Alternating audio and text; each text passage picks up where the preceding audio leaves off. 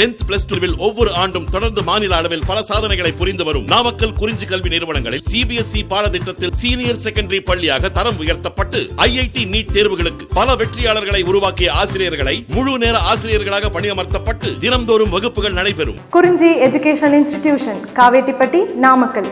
Admission in progress. CBSE KG to 12 contact 9025895176. Metric 6 to 12 contact 9344567484. For online admission log on to www.kurinjischoolnkl.in. பாருங்கண்ணா 7th chapter நமக்கு என்ன அப்படின்னா applications of differential calculus. நம்ம 11th பார்த்தீங்கன்னா method of differentiation பார்த்துருப்போம்.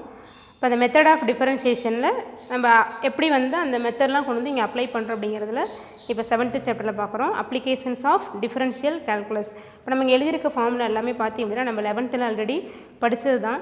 இப்போ இது டிஃபரன்ஷியல் வர ஃபார்ம் பார்த்தீங்க அப்படின்னா நம்ம 11th பார்த்த அதே ஃபார்முலா தான் எல்லாமே. கொஞ்சம் ட்ரிக்னாமெட்ரி ஃபார்முலாவும் சேர்த்து இதில் எழுதி போட்டிருக்கோம். அதனால் இந்த ஃபார்முலா தெரிஞ்சால் தான் நம்ம இந்த 7th சாப்டர் ஆகட்டும், அடுத்து 8th வந்து நமக்கு அதே அப்ளிகேஷன்ஸ் ஆஃப் டிஃபரன்ஷியல் தான். அதில் பார்ஷியல் டெரிவேட்டிவ்ஸ் வரும். அடுத்து வர பார்த்திங்க அப்படின்னா இன்டகிரேஷன். எல்லாத்துலேயுமே நம்ம டிஃபரன்ஷியல் வந்து கிளியராக இருந்தோம்னா மட்டும்தான் 7th chapter 8th chapter 9th chapter இதெல்லாம் வந்து நம்மளால் அண்டர்ஸ்டாண்ட் பண்ணி போட முடியும். ஓகேவா? அதனால் இதில் ஃபார்முலா நல்லா கிளியராக இருக்கணும். நம்ம ஆல்ரெடி டிஃபரன்ஷியல் அப்படிங்கிறது என்னென்னு பார்த்துருக்கோம். இப்போ நார்மலாக நம்ம வந்து ஜென்ரலாக இப்போ ஒரு டிஃபரன்ஷியேட் பண்ணுறோம் அப்படின்னாவே இருக்கிறது என்னவாகும், நமக்கு வந்து இருக்கிறது வந்து என்னவாகும், அப்படியே ரெடியூஸ் ஆகும். இப்போ டிஃபரன்ஷியேட் பண்ணுறது அப்படின்னா நம்ம தமிழில் வகைப்படுத்துறதுன்னு சொல்லுவோம் இல்லையா? அப்போ இருக்கிறது என்னவாகும், நமக்கு தனித்தனியாக ஸ்ப்ளிட் ஆகும்போது குறையும், டிக்ரீஸ் ஆகும். அதே இன்டகிரேஷன் அப்படிங்கும்போது நமக்கு என்னவாகும்னா தனித்தனியாக இருக்கிறது சேர்த்து எழுதுறத நம்ம இன்டகிரேஷன் சொல்லுவோம். அப்போ என்னவாகும்னா நமக்கு அதிகமாகும். அதனால் டிஃபரன்ஷியல் அப்படிங்கிறது டிஃபரன்ஷியேட் பண்ணி காமிக்கிறது. டிஃபரன்ஷியல் பண்ணுறது அப்படிங்கிறது நமக்கு இருக்கிறது என்னவாகும், ரெடியூஸ் ஆகும். இப்போ சப்போஸ் பவர் வந்து இப்போ ஒரு 5 அப்படின்னா அது என்னவாகும், ஒரு ஸ்டெப்பில் நமக்கு 4 ரெடியூஸ் ஆகும், அப்புறம் 3 ரெடியூஸ் ஆகும். அப்படியே டிஃபரன்ஷியேட் பண்ண என்னவாகும் அப்படின்னா ரெடியூஸ் ஆகிட்டே வரும். ஓகேவா? அதே இன்டகிரல் பண்ணும்போது என்னவாகும்னா டிகிரி வந்து இன்க்ரீஸ் ஆகிட்டே போகும். அப்படிங்கிறதுல நம்ம 11th படிச்சிருக்கோம். இப்போ அதே போல் நம்ம டிஃபரன்ஷியல் அப்படிங்கிறது எங்கே யூஸ் பண்ணால் ஒரு ஃபங்க்ஷனாக தான் யூஸ் பண்ணுவோம். இப்போ y = f(x) அப்படிங்கிறது ஒரு ஃபங்க்ஷன் அப்படின்னா அப்போ y அப்படிங்கிறது எதை டிபெண்ட் பண்ணியிருக்கும், எக்ஸை. இப்போ y = f(x) அப்படின்னு இருக்கிறோன்னா இந்த function y depend on X. அப்போ ஒய்யை நம்ம என்ன பண்ணுவோம் அப்படின்னா வித் ரெஸ்பெக்டிவ் எக்ஸ் தான் டிஃபரன்ஷியேட் பண்ணுவோம். அதாவது எந்த ஃபங்க்ஷன் அது டிபெண்ட் பண்ணியிருக்கோ அந்த ஃபங்க்ஷனை பொறுத்து தான் நம்ம அதை டிஃபரன்ஷியேட் பண்ண முடியும். இப்போ y = f(x) அப்படின்னா ஒய்ங்கிறது எதை டிபெண்ட் பண்ணியிருக்கு, எக்ஸை. அப்போ ஒய்யை நம்ம என்ன பண்ணுவோம், வித் ரெஸ்பெக்டிவ் எக்ஸை டிஃபரன்ஷியேட் பண்ணுவோம். அதை தான் நம்ம எப்படி டினோட் பண்ணுவோம்னு படிச்சிருப்போம், dy/dx ஆர் f'(x). இது எல்லாமே நம்ம 11th பார்த்தது தான். இதில் செகண்ட் டெரிவேட்டிவ் வரைக்குமே நம்ம பார்த்துருக்கோம். ஓகேவா? அப்போ y = f(x) அப்படிங்கிறதுல y எப்படி இருக்கும், டிபெண்ட் ஆன் எக்ஸு. அப்போ ஒய்ங்கிறது எக்ஸை டிபெண்ட் பண்ணி இருக்கனால அந்த ஒய்யை நம்ம என்னென்னு சொல்லுவோம்னா டிபெண்டன்ட் வேரியபிள்னு சொல்லுவோம். எக்ஸை வந்து இண்டிபெண்டன்ட் வேரியபிள் அப்படின்னு சொல்லுவோம். இப்போ நமக்கு வந்து ஒரே ஒரு வேரியபிளை டிபெண்ட் பண்ணியிருக்கனால இது வந்து நமக்கு ஆர்டினரி டிஃபரன்ஷியல் தான். 2 or more வேரியபிள்ஸ் வந்து நம்ம நெக்ஸ்ட் சாப்டர் 8th சாப்டரில் படிப்போம். இப்போ நம்ம ஆல்ரெடி பார்த்த ஃபார்முலாவை தான் இங்கே கொஞ்சம் பார்க்க போகிறோம். இதில் அப்ளிகேஷன்ஸ் அப்படிங்கிறது தெரியும். அப்ளிகேஷன்ஸ் அப்படிங்கிறது நமக்கு மீனிங் தெரியும். நம்ம ஆல்ரெடி படித்த 11th படித்த டிஃபரன்ஷியலை இங்கே அப்ளை பண்ணி பார்க்க போகிறது தான் அப்ளிகேஷன்ஸ் ஆஃப் டிஃபரன்ஷியல் கால்குலஸ். இப்போ நமக்கு ஃபங்க்ஷன்ஸ் பார்த்திங்க அப்படின்னா என்ன கொடுத்துருக்காங்க பாருங்கள். ஃபஸ்ட்டு ஃபார்முலா வந்து x⁴n. இது நமக்கு x⁴n அப்படிங்கும்போது அதோட டெரிவேட்டிவ் என்ன மீனிங், ஆக்சுவலாக இது x⁴n ஹோல் டேஷ் சொல்லலாம், இல்லை d/dx ஆஃப் x⁴n. அங்கே d/dx அப்படின்னா என்ன மீனிங், இந்த ஃபங்க்ஷன் அதாவது derivative of x⁴n with respective x. நம்ம எந்த ஃபங்க்ஷனை வச்சு எடுக்கிறோமோ அதை வச்சு தான் டிஃபரன்ஷியேட் பண்ணுவோம். இப்போ x⁴n அப்படின்னா அதை வித் ரெஸ்பெக்டிவ் எக்ஸ் தான் டிஃபரன்ஷியேட் பண்ணுறோம். அப்போ d/dx ஆஃப் x⁴n ஆன்சர் தான் இது.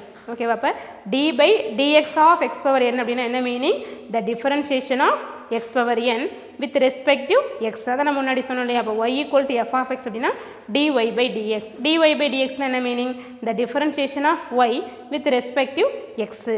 அதை தான் நம்ம அங்கே சம் ஃபங்க்ஷன்ஸோட டெரிவேட்டிவ்ஸ் இங்கே பார்க்க போகிறோம். இப்போ அதில் ஃபஸ்ட்டு ஃபார்முலா இப்போ தான் சொன்னேன் x⁴n. x⁴n அப்படிங்கும்போது நமக்கு என்ன வரும் பாருங்க ஃபார்முலா, n × x⁴n - 1.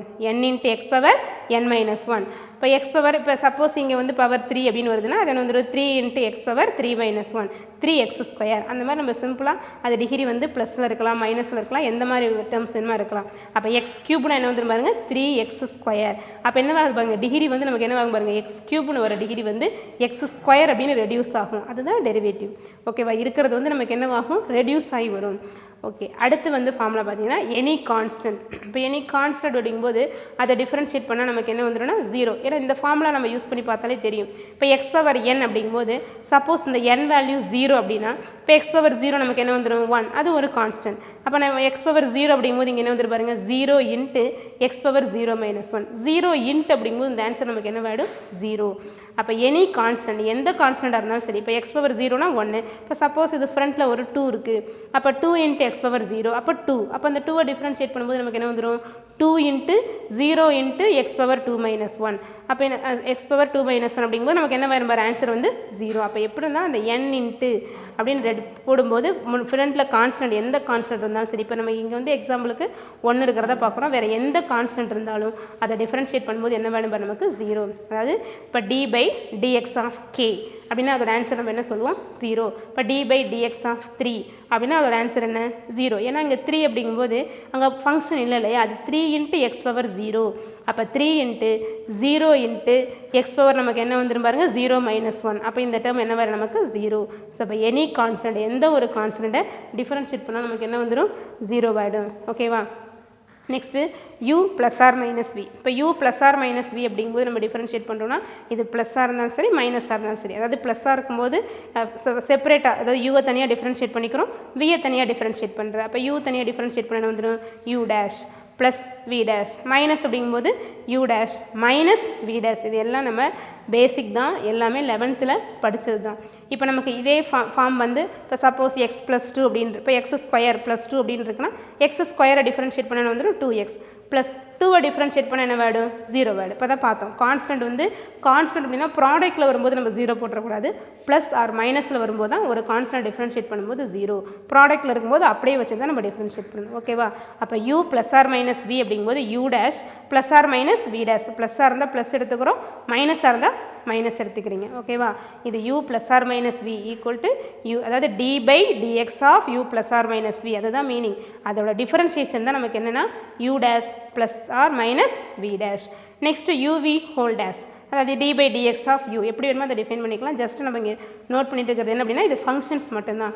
அப்போ யூவியை டிஃபரன்ஷியேட் பண்ணால் இதுதான் ப்ராடக்ட் ரூல்னு சொல்லி 11th படிச்சிருப்போம். ப்ராடக்ட் ரூல் அப்படின்னு சொல்லி படிச்சிருப்போம். அப்போ யூவியை டிஃபரன்ஷியேட் பண்ண வந்து பாருங்க u வச்சுட்டு வியை டிஃபரன்ஷியேட் பண்ணுறோம் u into v dash plus v வச்சுட்டு யூவை டிஃபரன்ஷியேட் பண்ணால் plus v into u dash தான் ப்ராடக்ட் ரூல்னு சொல்லி பார்த்துருப்போம். அப்போ ரெண்டு ஃபங்க்ஷன் வந்து ப்ராடக்ட்டில் இருக்கும்போது இப்போ சப்போஸ் இப்போ எக்ஸ் இன்ட்டு காஸ் எக்ஸ் அந்த மாதிரி இருக்குது அப்படின்னா எக்ஸை யூடும் காஸ் எக்ஸை வின்னு எடுத்துக்கிட்டு இப்போ நம்ம நார்மலாக நம்ம எக்ஸை தனியாக காஸ் எக்ஸ் தனியாக அப்படியே டிஃபரன்ஷியேட் பண்ணி போட்டக்கூடாது. ஓகேவா, அப்போ எக்ஸுங்கிறதும் ஃபங்க்ஷன், காஸ் எக்ஸுங்கிறதும் இன் டேர்ம்ஸ் ஆஃப் எக்ஸில் வர ஃபங்க்ஷன். அப்போ எக்ஸை யூன்னு எடுத்துக்கணும், காஸ் எக்ஸை வின்னு எடுத்துக்கிட்டு இங்கே டிஃபரன்ஷியேட் பண்ணி uv dash plus v u dash formula apply பண்ணி ஃபஸ்ட்டு யூவை வச்சுட்டு வியை டிஃபரன்ஷியேட் பண்ணுறேன் ப்ளஸ் வியை வச்சுட்டு என்ன பண்ணுறோம் யூவை டிஃபரன்ஷியேட் பண்ணுறோம். அப்போ யூவி ஹோல் டேஷ் அதாவது d/dx ஆஃப் யூ அப்படிங்கிறது என்ன பாருங்கள் uv dash plus v u dash. Next u/v இது வந்து கோஷியன்ட் ரூல் அப்படின்னு சொல்லி பார்த்துருப்போம். அப்போ கோஷியன்ட் ரூல் அப்படிங்கும்போது u/v whole dash R d/dx of u/v.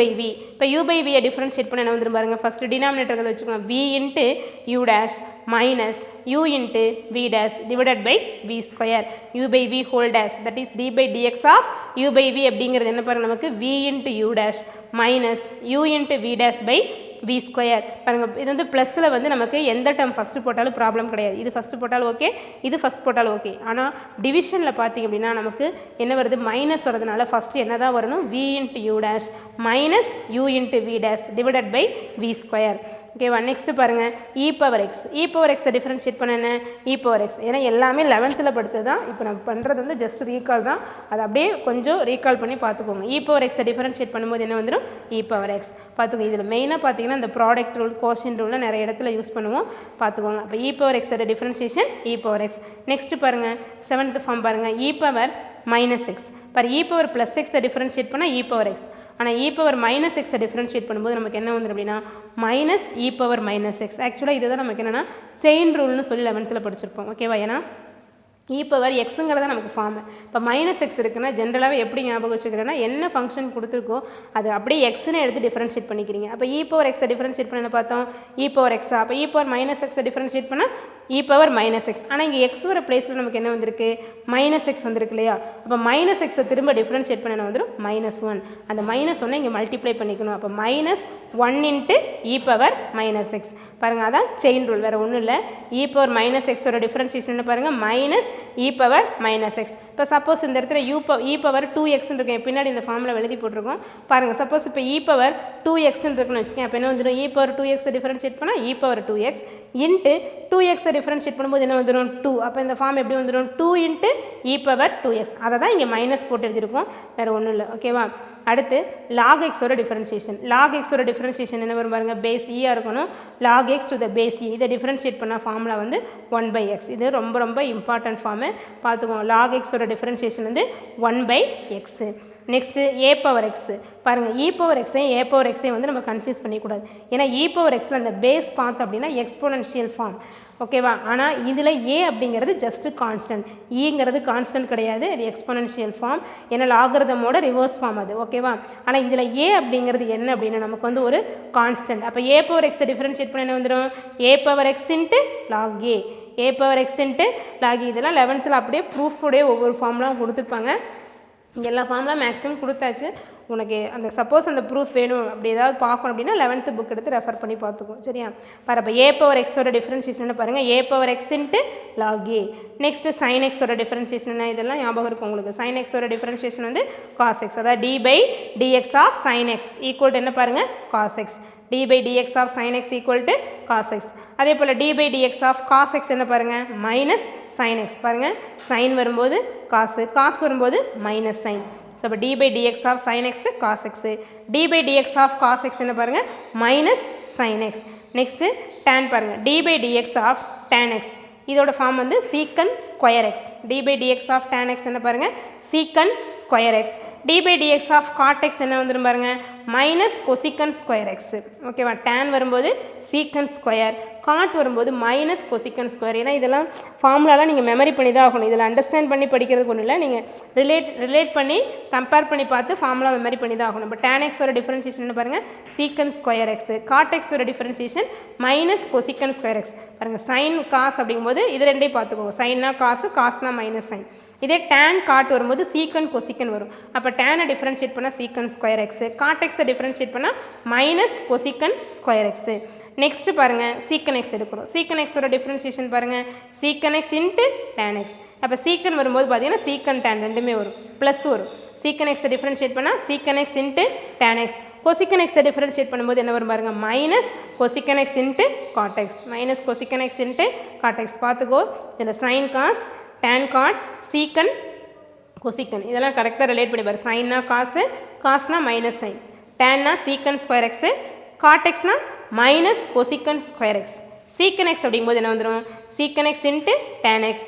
கொசிக்கன் x அப்படிங்கும்போது minus cosecant x into cot x. ஓகேவா. இப்போ நம்ம இப்போ ட்ரிக்னாமெட்ரி ஃபார்முலாவில் மொத்தம் 6 பார்த்துருக்கோம் இல்லையா.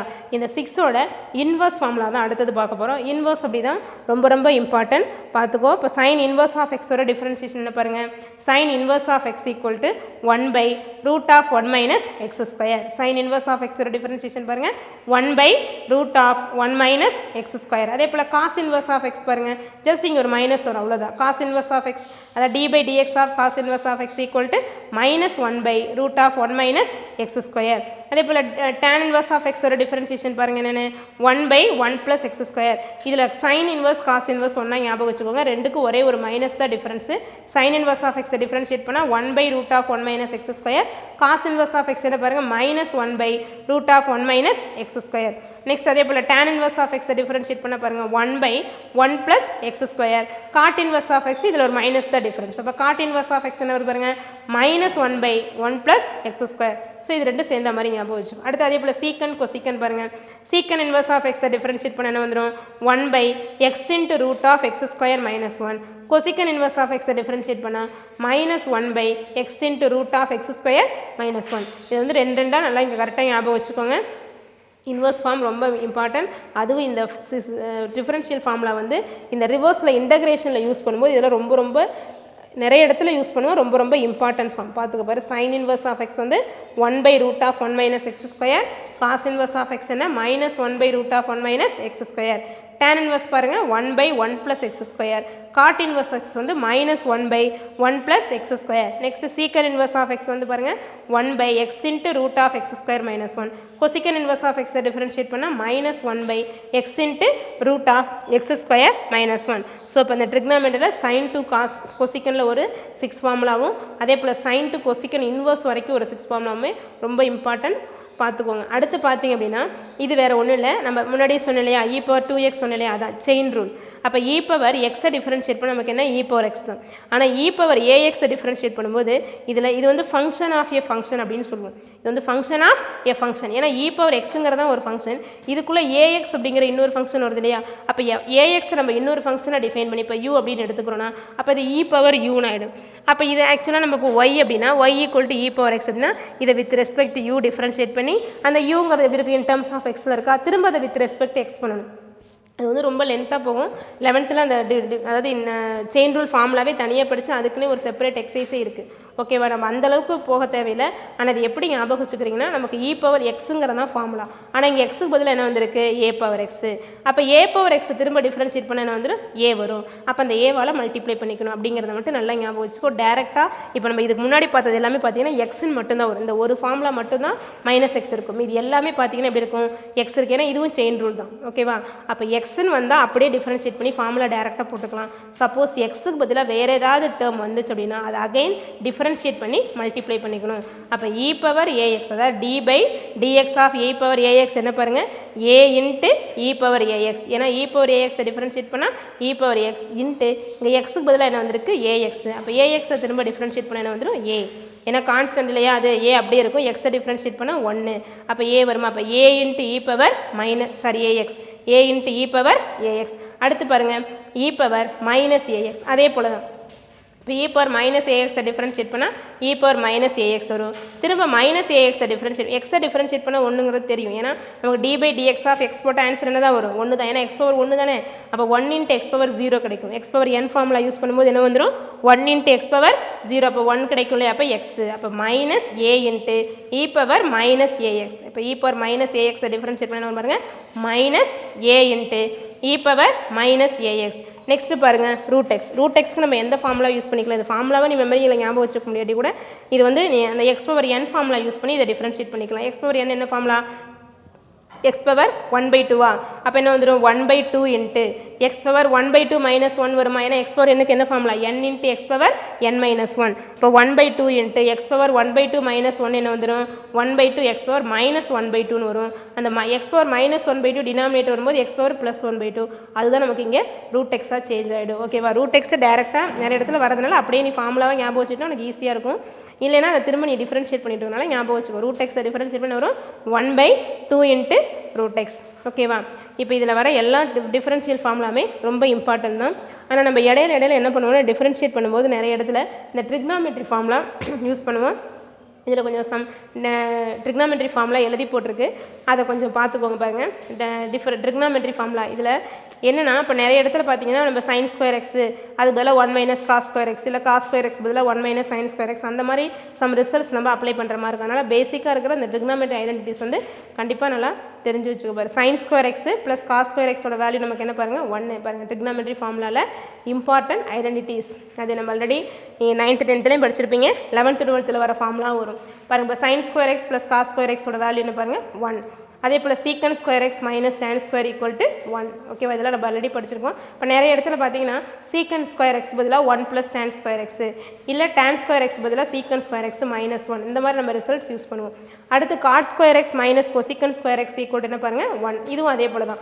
cot² என்ன வந்துடும் 1 + cosec², இல்லை cosec² cot² -1 அந்த மாதிரி நம்ம அதாவது டேரெக்டாக டிஃபரன்ஷியேட் பண்ண முடியாமல் இந்த ஐடென்டிட்டி யூஸ் பண்ணால் தான் டிஃபரன்ஷியேட் பண்ண முடியுங்கிற மாதிரி சம் ப்ராப்ளம்ஸ் இருக்கும். ஸோ அப்போ அந்த மாதிரி ஒரு சுச்சுவேஷனில் நம்ம இந்த ஐடென்டிட்டிஸ் அங்கே யூஸ் பண்ணிக்கிறோம்.